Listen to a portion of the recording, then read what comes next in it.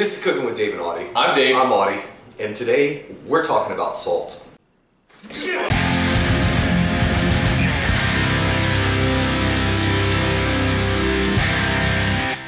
This is an important video, Dave, because today we're going to tackle what I think a lot of cooks at home fear, which is how to use salt, how much to use, what kind of salt to use. We want to have a conversation about how to use salt properly in your everyday cooking at home. A few points to hit here.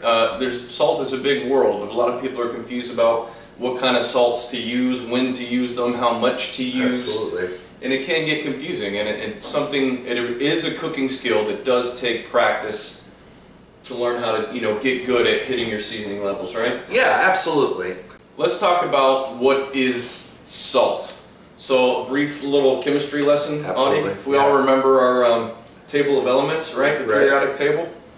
So, salt is a combination of alkaline earth metals, which is family 1 and 2A on the periodic table. Okay, when you said you were going to do chemistry, I didn't think you were going to get this specific. Yeah. Go ahead. No, this is all. Combined with this is clearly important when you're combined with food. chlorine. So, Yeah. so two different ions. One single positive ion, one single negative ion. Okay. Chlorine's always the negative ion. Chlorine can form salts with almost all of those transition metals. So the main one is sodium, which is regular table salt or kosher salt. Right. But there's potassium and barium and germanium and all these different metals that can form salts. Yeah. Simply put, that's what salt is. It's a mineral. One of those Yeah. alkaline earth metals attached to an ion of chlorine. Yeah. We're talking about all the different sort of elements that can go into different salts, which brings us to a good point, which is we're going to talk about all the different kinds of salts available to purchase, what to use, how to use, when to use, that kind of stuff. But let's talk about some of the differences in between those salts. So there are many, many kinds of salt. The most general ones you're going to see: table salt, kosher salt, sea salt, right? Yeah. And then there's sort of specialty salts. Absolutely. So what is the difference between those? So table salt, what probably all of you first think of when you think of salt, Yeah, the salt in the little shaker at the diner. is kosher salt, which is pure sodium chloride, no other minerals in it, right? And then it's fortified with iodine. That's the main reason I hate to use table salt, because it tastes like metal from the fortification with iodine. Then you get kosher salt, which is always, by the name kosher, is pure sodium chloride also, no other minerals in that salt. Right. And then the big difference with sea salt and any other salt is sea salt will contain all of those other minerals, and depending on where it comes from, what it's harvested from, different levels of those different minerals, which make bigger flavor, more variety of flavor, that kind of stuff, which is why it's good and fun to use sea salts in cooking. Well, I think the idea that geographically specific flavors of sea salt is really fascinating. Yeah. I think it's important to note when we're talking about different salts, with specifically table salt or iodized salt and kosher salt, which is typically what you and I use when we cook, is how finely it's grained, the texture itself. And we're going to speak in even more detail about why it's so important, in our humble opinion, to use kosher salt. But the grind or the sort of size of it, crystal size of the salt you're using definitely makes a difference. We'll talk about how and why, that kind of stuff. And then the last kind of salts that you'll see typically are those sort of specialty salts. So they're like, Himalayan pink salt or Hawaiian pink salt. There's smoked salts that are smoked with all kinds of different things. There's flavored salts, like flavored with, all different herbs and spices, that kind of stuff. There's salts that contain different algae and minerals that cause different colors and flavors. I mean, a whole world of other kinds of salts. A lot of times those are used for like finishing salts at the end of a dish. I've known a lot of people over the years that use a lot of specialty salts as far as regular seasoning of food goes, and I don't really agree with that. And I certainly wouldn't recommend it to anybody, because basic seasoning, you really need just basic salt. All those other salts, all those finishing specialty salts, you want to taste the flavor of that salt, because it's not just a regular salt. So I sort of reserve those salts for finishing food with, rather than just simply seasoning food with. What I think you're going to find out in this video is it's our general opinion that salt is really the only seasoner you need in your kitchen. And amongst salt, stick with kosher salt, because there's a bourgeois sort of climate out there in the culinary world that says, oh, you need this smoked salt, or you need this salt that came from the waters of the volcanoes on the Big Island, and go fuck yourself. You just need salt. Yeah, I mean, all you need is salt. All of those salts are good. They're very expensive. Are they worth purchasing? If you want to play with them, sure. But really, if you use it to season food generally, you're never going to taste the specific flavor of that salt. So reserve it for sort of finishing food with. Then you can taste the specific flavor of that salt. So we're going to make a very strong recommendation that as far as your everyday salt use goes, you want to use kosher salt. Yeah. And you want to use a kosher salt that has a fairly large grain size to it. And the general kosher salt that you go to the store and buy already has a fairly large grain size. We're also going to strongly recommend that you stay away from table salt or iodized salt. Yeah. Because it just doesn't taste very good as far as making delicious food. I think with forward. table salt, if you're using a proper quantity of salt to season your food properly, you can actually taste the iodine you're probably from the right. salt. Yeah. And it's sort of a metallic, like putting a penny in your mouth, that sort of metallic taste, and I just hate it. Can't stand it. No. I don't really use table salt on anything. If you need a fine grain salt, you can use canning or pickling salt. Yeah. That's kosher salt, but it's not fortified with iodine. I think we should make clear, basically in our videos when we talk about seasoning, when we say the word seasoning, really what we mean is salt. Anything other than that is basically flavoring, whether it's black pepper or paprika or whatever, coriander seeds, whatever it is. Seasoning, at least when we say it, means salt specifically. And almost all the time, unless we make it clear otherwise, we're going to be using kosher salt. Yeah, no, I think that's real good. So let's talk a little bit about what salt does to food. That's a good topic to get onto. Yeah. So I'm just gonna run with it real quick. What salt does is it enhances, brings to the forefront the natural flavor of what you're cooking.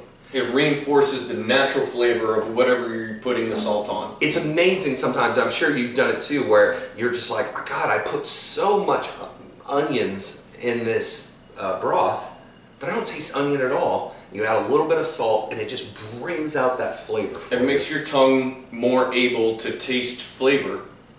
It makes flavor stronger, and it simply just brings out the natural flavor of any food you put it on. And this is important to say that if you'll look at recipes for baking, like sweet items that you wouldn't associate with salt, chocolate cake will still say a pinch of salt because it wants you to bring out that rich, earthy, almost bitter quality of the chocolate itself. And you'll see us making desserts every once in a while, and in almost every one of them, you're going to see us using salt. We do not want that dish to be salty. We just want it to lift up and heighten and bring to the front the flavors that we're playing with. One of the other things that salt sort of does with food is so it creates an environment. Salt kills most bad bacteria as far as anything you would find on food, so it can be used to preserve or cure food. And it has a certain property called a hygroscopic property, which is H-Y-G-R-O, scopic. That's which creates a differential in osmotic pressure, so you can move moist liquids in or out of certain food products. So you can use it in a brine to bring moisture into a piece of meat or something like that, and make it even juicier than it would be naturally. Or you can use it to draw moisture out of food to preserve it long term or cure it, like in like salt-cured olives or pickles or something like that. Sugar, it has a hygroscopic property, and I always use the example of you're ever making apple pie with your grandma, right? She'll take the apples, she'll put her cinnamon, her nutmeg, and her sugar in a bowl and then walk away from it. And then like 20 minutes later, there's this puddle of this delicious... Because that sugar has drawn moisture out of the apples, through the hygroscopic property of sugar, it has leached out that liquid itself. When, like you're describing, submerging a big piece of meat, that's got salt in salt water, the hygroscopic property of salt will pull out the moisture of that meat, but create an imbalance in the pressure, which then forces seasoned liquid into a meat. And that's why we're such a big fan of brines when it comes to big pieces of meat, because it's the only way you can season the center of it. So that osmotic pressure we keep talking about is basically these food ingredients, like say a piece of meat and a brine, they're going to want to reach an equilibrium of salt content. Without a doubt. So if you put a piece of meat which basically has no salt content into, submerge it in water that has a high salt content, that high salt content is going to first pull moisture out of that piece of meat, but then that piece of meat's going to want to reach equilibrium as far as salt content goes, so then it draws moisture back into it, and it actually draws more moisture into it than it lost in the first place. So it actually makes that piece of meat juicier. Yeah. Which is why you always want to brine big pieces of meat. We're talking turkey, we're talking roasts. Rib roasts, even things like ribs and that kind of stuff. Without a doubt. And part of the process of that is it draws seasoning all the way to the inside of that piece of meat. That's right. So that piece of meat is seasoned all the way through rather than just on the surface as far as sprinkling some salt on it before you cook it. So it really is a great technique. And almost every time you cook food, seasoning the surface of the food that you're seasoning is going to be enough. So let's break that down a little bit. Let's imagine doing a big old rib roast, right? Like prime rib. Yeah. In order to add enough salt to that prime rib, to season it thoroughly for every bite of meat that you're going to have, you need to over-season the outside of it, right? It'll be inedible. Some bites are going to be really salty and some bites are going to have no salt. Right. And that's because of the thickness of that piece of meat if you only season it on the outside. But you can use a brine to draw seasoning to the inside of that piece of meat so that literally every single bite you have is properly seasoned, and it makes the whole piece of meat more juicy when you do it. I think that's also and it makes the eating experience of it better because everything's seasoned properly. Yeah, in addition to the ability to properly season all the way through a big piece of meat, it does make it juicier. It does absolutely make it juicier, yeah. So, a big deal with turkey. Thanksgiving turkey, go on YouTube, watch our brine video. We'll have one by then. Yeah. Watch our video on how to do turkey properly, and it most definitely will involve a brine. It's also great for things that you intend to smoke afterwards. Without a doubt. Because it draws some of those water-soluble proteins and starches and sugars to the surface of that meat, and it creates what's called a pellicle layer, which is basically a tacky surface. So when you smoke it, that tacky surface literally grabs up some of that smoke. Absolutely. And you get a nice ring of smoke on it. You're making me hungry. And it enhances, it really enhances every sort of step of cooking you would do afterwards. If you want to, we talked about brining.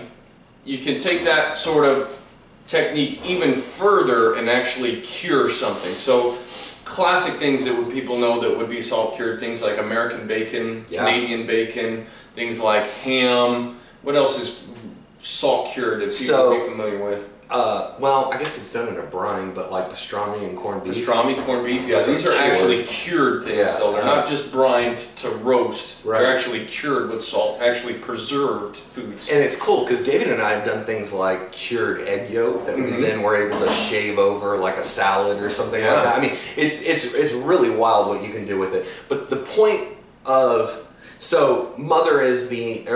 necessity is the mother of invention. That's what they say. Curing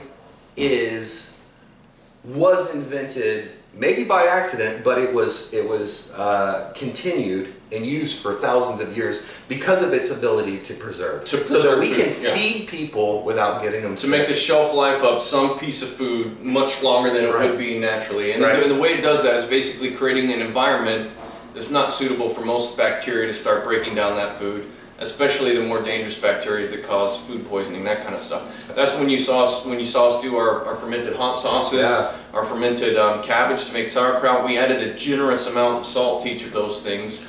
That builds an initial environment to make it hard for bad bacteria to grow. That's right. But still a good environment for good bacteria to grow. Exactly. Again, we don't evolve to this place in the world without salt. I'm guessing. No, and salt's a necessity inside your body. So. Those different ions we were talking about, the alkaline earth metal ions, which are all positive ions, and the chlorine ion, which is a negative ion, that's how your nervous system works. All those nerves have an electric potential that's controlled through these ions, creating an environment that electrical signals can move through. Right. So salt is an absolutely essential part of biology in almost all organisms. Yeah. Too much is toxic, but too much of anything is toxic, but not enough will kill you, for sure. The question was? How would you define the difference, simply define the difference between a brine and a cure as far as salt goes? So I think the most basic way of approaching it is that a brine is your salt that has been dissolved in water. But you can cure things in a brine. You definitely can, but I think what most people think of cure, they think of when salt is packed directly on the product. That's one way to do it, yep. And so with bacon, you would take pork belly, pack it down with salt and whatever seasoning mixture you want, and literally every other day you're flipping your pork belly, you're making sure it's out of, like we discussed earlier, the hygroscopic property will start to leach out some of that liquid and concentrate the flavor of the bacon. It draws out moisture, which concentrates flavor. Yeah, it definitely does. As well as preserving it and seasoning it. So when I think of it when I think of a brine, I think of a liquid solution that you're submerging your product into. When I think of curing something with salt, I think of actually packing it down with the salt. So I think I got a good little definition. Does that mean you didn't like the way that I described it? No, it was good. It was all good. I think it was all good. I think okay. I got it more succeedent. I think brining is something you would use to season food. And curing is something you would do to preserve food. That's a and you can cure foods with a brine or without a brine. And you can season food with a cure. With a cure, yes. I like that. Yeah. So your ultimate goal is with a brine I want to season. With just a cure I want properly season. Just properly, and with a cure your ultimate goal is to extend the shelf life of that product. And if you have a positive benefit either way from either having a longer shelf life with a brine product or having more flavor with a cured product, that's just bonus. I think so. Yeah. That's actually pretty smart too. Good way I still think, no, I think that's right because that actually answers the issue of something like corned beef, right? Which has it's still actually cured. It is being cured through a brine. Through a brine. Yes. Yeah. No. All right, I'll give you that. I think that was a better way of describing it. Okay. Let's talk about, Audie, when to add salt to food in your everyday cooking. Okay, this is kind of an important thing to address. I think that there's going to be differences between different kinds of things you're going to be doing, like whether you're just going to sort of like pan roast a steak, or you're building a soup or a stew, or you're making stock, which you don't want to season at all. Yeah, so let's talk about some of the ins and outs of that kind of stuff. So I think that's a good point. There are examples where you do not want to season while you're cooking. There aren't a lot of those examples, but stock is such an important thing. Making stock is definitely one. You never add stock never add salt to your stock until your stock is finished to whatever stage it's going to be finished to, and then you add salt. We're about to release a video on how to convert stock into a demi-glaze, which is basically reducing it down and concentrating the flavor. But if you had properly seasoned the volume of stock and then reduced it, the salt doesn't go anywhere, so it just concentrates and concentrates in flavor. So there's examples where it would be over-seasoned. Like you wouldn't be able to eat it. It would be far too seasoned at that point. What I think that is important to get across in this video is the idea that in your typical cooking, so you're making pot roast, you're making an omelet, you're making, I don't know, pasta, right? Typically speaking, you like to season as you go, and by that they mean season every step of the way. So every time you're going to add something to your dish, so you start with onions, you season that a little bit, then you add your carrots and celery, you season that a little bit, then you add your tomato paste and you season that a little bit, then you add your wine or your stock and you season that a little bit. Stock or wine, yeah. Yeah, and that's what we mean when we say season as you go. Each sort of step where you're adding more food to whatever dish you're making, you want to season each layer of that food, and when you do that, you start to build depth of flavor because you're separating each layer as far as your perception on your palate, which gives a more pleasurable dining experience.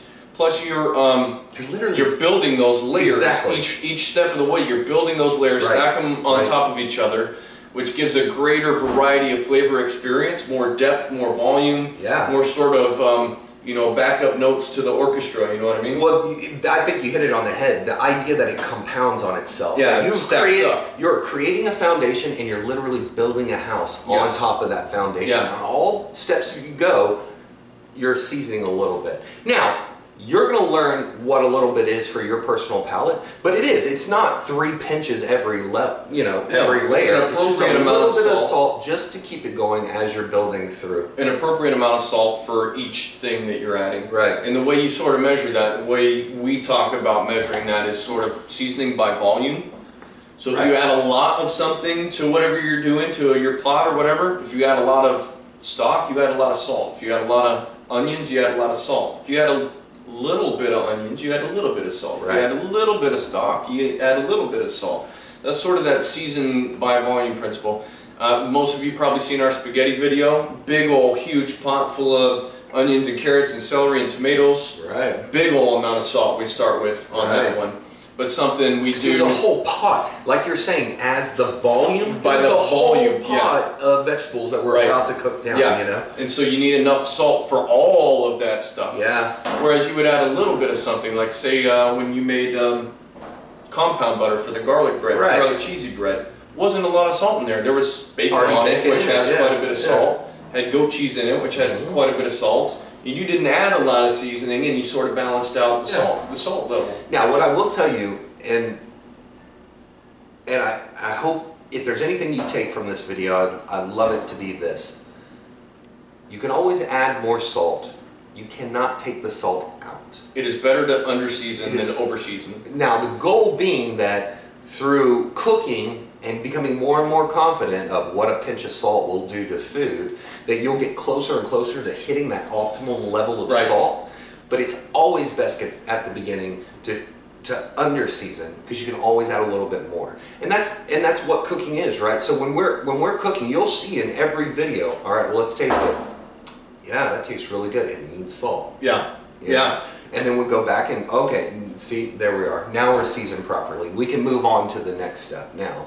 So what I would say is, I think a lot of people are scared when using salt because of the potential of ruining the food by over-seasoning it. I think the natural tendency for most people, especially while you're learning, you're not real confident with it yet. I think everyone's natural tendency is to under-season. Which is it's so sad. They feel like if you're actually adding an appropriate amount of salt, at first it kind of seems like too much. Right. And you definitely can add too much, but I think the tendency is to under-season. Which is so unfortunate too, because if you go through all the trouble of cooking it, and the only thing you need is one little pinch of salt just to completely awaken the dish.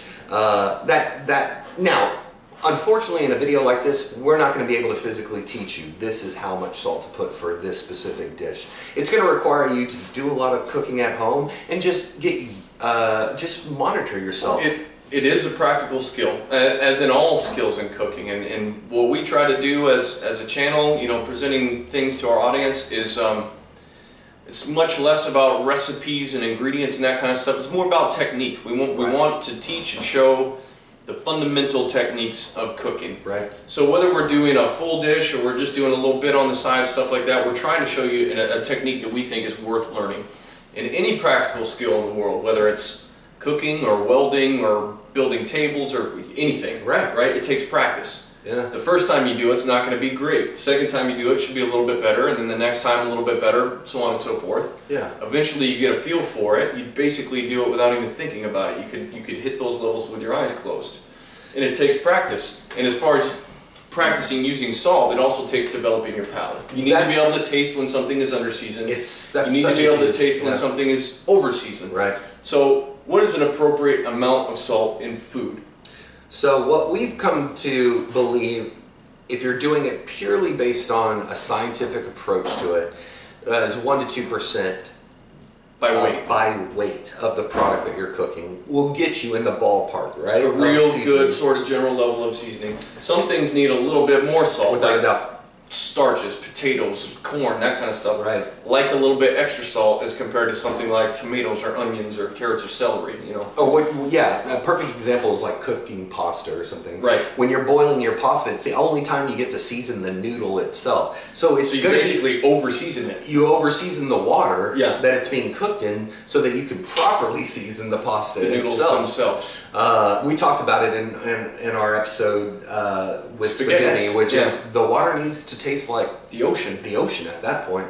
It needs to be disgustingly salty to properly season something like that. And the great thing is that the more you do this cooking at home, the more you're going to figure these things out. I will say, to David's point, the palate is important. If you watch the dill pickle blind box challenge, we weren't measuring anything out. The whole video we're tasting as we go. You know what? It needs a little bit more salt. You know what? I'm kind of happy with that. Yeah. And then after we broke it down, we realized that we were right at the margins we wanted to be at anyways. Yeah. Because our palates were tuned, and we focused on making sure that we can taste it properly. I think as far as teaching your palate to be able to taste an appropriate amount of salt, I think about it this way. You want to add as much salt as you can to food without actually, in the final product, tasting salt. Right, You shouldn't eat something and taste salt, but it should be just up to the point of actually tasting salt. You want to add as much salt as you can up until it starts to become salty. You never want to taste the salt, but right up to that level. You've been to a restaurant where you're like, man, this food tastes good, but it's just a little salty. Those are the people that just crept over what you're talking about. Just a little bit too much, yeah, and that's definitely possible to do. Also, I think it's important to say that, back to sort of seasoning as you go, you always kind of want to add an appropriate amount of salt right off the bat. If you ever have to go back and finish seasoning on something to bring it up to the appropriate level of salt, it's a much flatter flavor. Like we were saying, in seasoning as you go, you're building these layers, you're building depth of flavor, which makes a more pleasurable experience when you're eating it. If you wait to the end to season everything that you do, everything's going to taste really flat. There's not going to be so much depth of flavor in it. Everything's going to be sort of on the same level, and the funny even thing, though it's seasoned properly. Yeah, and the funny thing that you're talking about is when you're tasting it, like your brain, you're saying it's seasoned right. Right, but it still tastes flat. So flat. Yeah. Like that narrative arc of your food on your palate is completely gone. It's like one little straight line. So it's weird, yeah. You want to season as you go. Okay, I think the last thing to talk about here is using seasoning mixtures as your salt component in food. Right. I think we're going to agree and strongly recommend against that. So what do we mean by that? Sort of, not really, but sort of. Well, I mean, there's a fine point here we'll get into. Yeah. So if you're using things like seasoned salt or rubs and like pre-made seasoning mixtures as the salt component in your food, you're limiting your opportunity to create proper flavor. Right. So here's what we mean by that. There's a certain amount of salt level that's required in any dish that you're going to make for it to be seasoned properly so that it tastes good to its full potential. If you want to back that seasoning up with other spices and flavorings, whether it's paprika or cayenne pepper or garlic powder or onion powder or dried sage or whatever it is, things like curry spices and that kind of shit. There you go. We recommend, or we kind of philosophically feel like your salt should always be separate from those things. Right.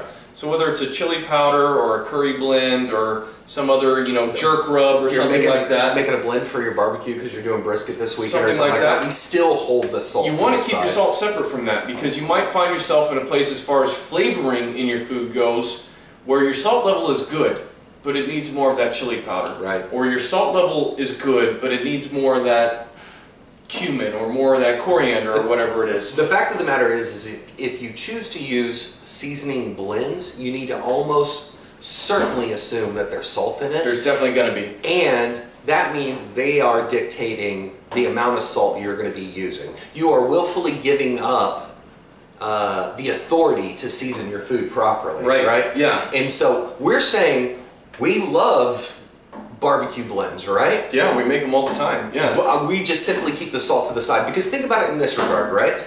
Brown sugar in a blend for barbecue does something completely different than salt does. Right. And so I need to guess that I'm getting the right ratios of salt and hitting sugar, everything or around. the right ratios of, like if you're making a chili powder.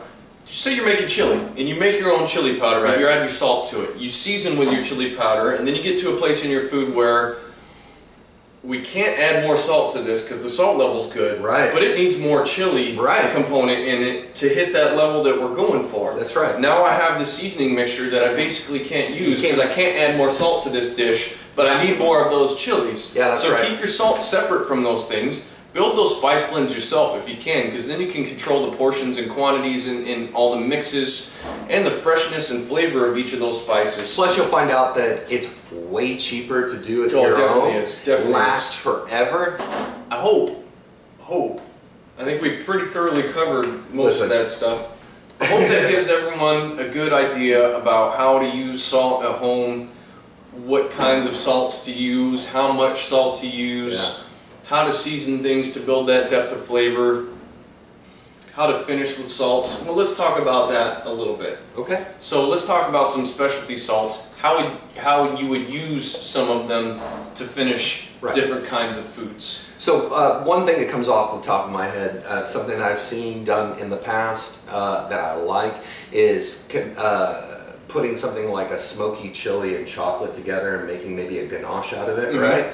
You could then finish with a couple of little flakes of sea salt or smoked salt to reinforce that smoke flavor from the chili itself. So it's almost like a garnish that you're putting on. Salty and sweet, anyways, classic flavor combination that just makes your mouth water and excites your appetite. Yeah. So what would you think is an example? So I think smoked salts are really common these days. Super common, and you can have all different kinds of salt smoked with all different kinds of things. Sometimes not even just woods. It could be smoked with dried hibiscus flowers or something like that, right? Yeah. So let's say we're making a delicious steak. We're going to sous vide it, we're going to sear the bejesus out of it, put it with some nice little mashed potatoes and some like asparagus, green beans, something like that. Yeah. It's a really delicious, simple plate. Yeah. And all those things are seasoned properly already, but we take a little really heavily smoked sea salt and sprinkle over the top of that steak. We're going to spike that salt on the steak, which just makes it seem super flavorful. And then you get that smoke component of it, which adds to the enjoyment of meat, because it's adding that smoke flavor that, you know, of a piece of meat you haven't even smoked. Well, yeah, and it gives your palate one other thing to sort of be excited about while you're eating this food. It also, incidentally, has kind of a cool texture. The Big Flake salt almost has this crunch sometimes on the big crystals. Yeah, which is kind of fun too because it adds a new texture to what you're eating as well. Yeah, some of that's really fun. Like I think of like a Blitz puff pastry. That's like a really salty pastry that you would cook like a beef roast or something in. Yeah. And the pastry, if you ate it by itself, is too salty and actually has crunchy bits of salt in it. But when you eat it with that piece of beef roast, like a Chateaubriand or something, well, and we were fucking awesome. And we were talking earlier about seasoning by volume. A great example is your classic, you know, large pretzel that you would get that's got the crunchy salt, the kosher salt on the top of it, right? And that sort of gives an idea of foods you actually want to taste salt. Like a pretzel or French fries. Right. You actually want to taste salt on those things. Well, and to the point of the pretzel itself is that dough is so dense that when you crunch and break into that salt, you'll taste a little bit of that salt. You get a little crunch. But as you chew your pretzel, it just becomes nicely seasoned through the whole process. So you've introduced a texture, you've introduced a visual sort of component that is synonymous with big, chewy, soft pretzels. And you're finding a sneaky way to finish seasoning while they're eating as well. Salt is vital to making good, flavorful food. In fact, you cannot make food to its full flavor potential without salt, period. Don't care who you are or what you say or what kind of food you're using, it doesn't matter. You know that trend's going to come one day, but what I'm telling you right now is that it is literally impossible. And so instead of being scared and living in a life where you constantly under-season, start to play around. Try to build your confidence with salt because, like Dave says, you cannot cook good food without it. And it definitely does take practice. But what's the very worst thing that's going to happen? You over-season something, you learn your lesson, you're more careful next time, it makes you a better cook. don't believe that I've never over-seasoned anything, or Audie's never over-seasoned anything, or under-seasoned something, and same for him. Without a doubt. I have these skills, cooking skills, whether it's knife skills, saute skills, grill skills, seasoning skills, they're practical skills. That's right. They take practice, and the more you practice, the better you get. Eventually it becomes second nature. You do it without even thinking about it. If you're still watching the video, I completely understand that we're kind of geeking out on salt, and that we may be a little. One, it's because we love food. Two, we love sharing this information about food, and three, we just want you to be able to cook badass food when you're at your house. So I appreciate you watching this video. Was there anything else you wanted to touch on? I wanted to say, like, the reason we did this as one independent thing is because as we're cooking and doing our other dishes, our other videos, that kind of stuff, it's hard to get into the ins and outs of seasoning food properly. Right. And when we say seasoning, we mean salt. We wanted to take the time to sit down and go through the important points of that. And this is not the first salt, this is not the last salt video that we're going to be doing. There are lots of other things to talk about as far as salt goes. And we will definitely be doing this in more detail about other ways to use salt, other things to consider about salt at another time.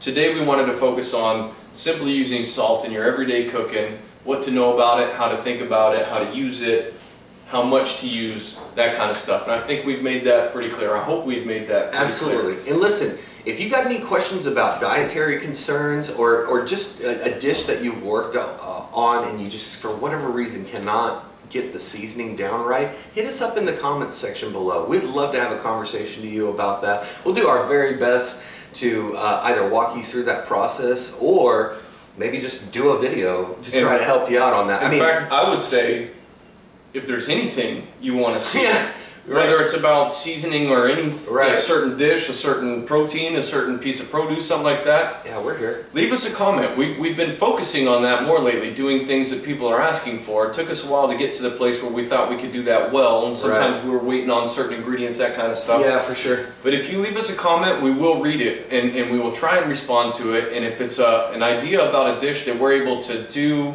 that's affordable, or we have the equipment for, that kind of stuff, we are absolutely going to do it for you. And when we do it, we're going to let that person know you left this comment. That's why we did this dish or this technique, and we did it for you.